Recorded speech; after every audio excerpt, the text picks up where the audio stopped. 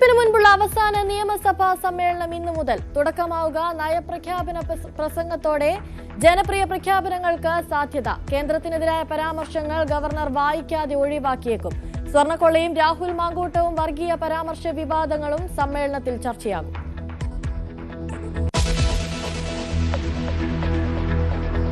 ശബരിമല സ്വർണ്ണക്കൊള്ളയിൽ സന്നിധാനത്തിന് SIT-യുടെ പരിശോധന. വാതിൽപ്പാളികൾ അളക്കും.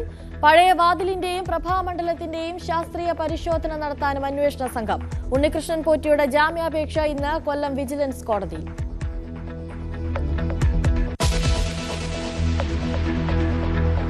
രാഹുൽ മാങ്കൂട്ടത്തിന്റെ ജാമ്യാപേക്ഷ ഇന്ന് സെഷൻസ് കോടതിയിൽ പരിഗണിക്കുന്നത്. പത്തനംതിട്ട ജില്ലാ സെഷൻസ് കോടതി. രാഹുൽ സെഷൻസ് കോടതിയെ സമീപിച്ചത് തിരുവല്ല മജിസ്ട്രേറ്റ് കോടതി ജാമ്യാപേക്ഷ തള്ളിയതോടെ.